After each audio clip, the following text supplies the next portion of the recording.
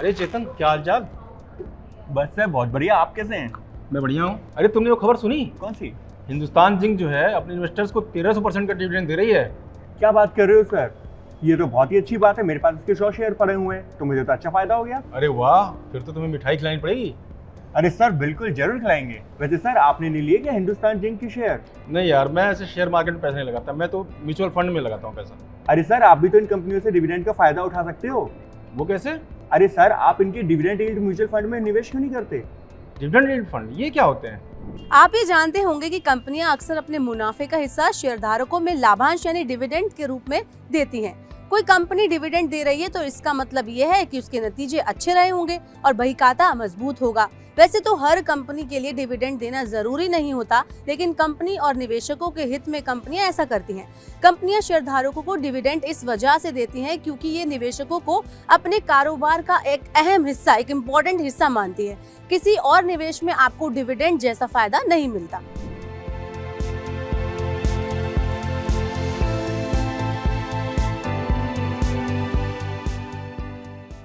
ज्यादातर निवेशक भी ऐसे शेयरों में पैसा लगाना पसंद करते हैं जिनका लगातार अच्छा डिविडेंड देने का इतिहास हो। लेकिन ये बात भी गौर करने की है कि कम जोखिम पसंद करने वाले निवेशक सीधे शेयरों में निवेश नहीं करना चाहते। ऐसे निवेशक भी अगर डिविडेंड देने वाले शेयरों का फायदा उठाना चाहते हैं तो वे क्या करें? ऐसे निवेशकों के लिए डिविडेंड यील्ड फंड अच्छे विकल्प हो सकते हैं। सबसे पहले ये समझ लीजिए कि डिविडेंड यील्ड फंड होते क्या हैं और कैसे काम करते हैं। ज्यादातर निवेशकों के शेयरों की खरीद के बारे में निर्णय लेने में डिविडेंड की बड़ी भूमिका होती है।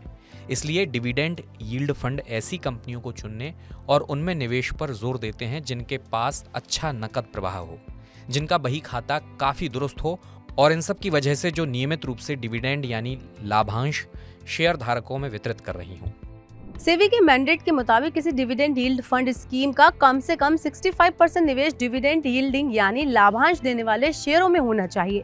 65% से ज्यादा शेयरों में निवेश का मतलब ये है कि इक्विटी फंड्स के तहत ही आते हैं। ऐसे ज्यादातर फंड्स के लिए निफ्टी डिविडेंड अपॉर्चुनिटीज 50 इंडेक्स को बेंचमार्क माना जाता है। इस इंडेक्स के आधार पर ही fund house high dividend paying यानी ज्यादा डिविडेंड देने वाले शेयरों का चुनाव करते हैं। तो ये dividend yield fund dividend yield एक बड़ा पुराना कॉन्सेप्ट है एक्चुअली। और डिविडेंड यील्ड का मतलब ये हुआ कि हर कंपनी कुछ ना कुछ डिविडेंड देती है जो भी प्रॉफिटेबल है। तो डिविडेंड को अगर आप प्राइस से डिवाइड कर दें तो कितना परसेंटेज आता है। अगर लेट्स से कोई 10% का डिविडेंड दे रहा है 10 रुपए का और प्राइस है 100 रुपए की, तो उसका डिविडेंड यील्ड 10 रुपया हो गया। नॉर्मली इतना डिविडेंड यील्ड होता नहीं है। नॉर्मली डिविडेंड यील्ड 4-5-6% के आसपास रहता है। पर एक ये अच्छा तरीका है ऐसी कंपनियों को खोजने का जिनकी प्राइस उनकी प्रॉफिटेबिलिटी के कंपैरिजन में ज्यादा बढ़ी नहीं है। तो डिविडेंड यील्ड कंपनी ऐसी कंपनी है जहाँ पर प्राइस तो कम है पर उनकी प्रॉफिटेबिलिटी अच्छी है, तो वो डिविडेंड अच्छा दे रही है। तो इन कंपनीज में अगर आप निवेश कर रहे हैं तो एक तो दो चीजें हो जाती हैं। एक तो आपको एक रेगुलर इनकम हर साल मिलने लगती है जो कि 2-3-4-5% के आसपास हो सकती है, 6%, 8%। और अगर मार्केट अच्छा करता है तो इन कंपनीज में कैपिटल एप्रिसिएशन करता है। तो it is a good strategy way जहां पर आपको इनकम और ग्रोथ का एक अच्छा कॉम्बिनेशन मिल जाता है। डिविडेंड यील्ड फंड्स अक्सर अपनी निधि का करीब 70 से 80% हिस्सा हाई डिविडेंड यील्ड और पे आउट वाले शेयरों में निवेश करते हैं। किसी शेयर के मार्केट वैल्यू और उसके नकद लाभांश के अनुपात को डिविडेंड यील्ड कहते हैं। उदाहरण के लिए मान लीजिए किसी शेयर की कीमत 500 रुपये है और कंपनी ने 10 रुपये प्रति शेयर का लाभांश दिया है, तो उसका डिविडेंड यील्ड 2% होगा। इसी तरह किसी कंपनी की कुल आय और उसके डिविडेंड की कुल राशि के अनुपात को डिविडेंड पे आउट रेशियो कहते हैं। डिविडेंड यील्ड फंड्स निवेशकों को उनके निवेश को डाइवर्सिफाई करने और उन्हें बाजार के अलग अलग सेगमेंट में हिस्सा लेने का मौका मुहैया कराते हैं। अब जरा ये देख लेते हैं कि डिविडेंड यील्ड फंड ने रिटर्न किस तरह का दिया है। वैल्यू रिसर्च के डेटा के मुताबिक डिविडेंड यील्ड फंड ने पिछले 1 साल में 9.10%, 3 साल में 29% और 5 साल में 11% का औसत रिटर्न दिया है।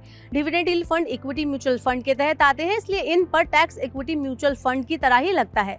अगर आप किसी इक्विटी फंड की यूनिट को खरीदने के 1 साल के अंदर उसे रिडीम कर लेते हैं तो आपको शॉर्ट टर्म कैपिटल गेन होता है।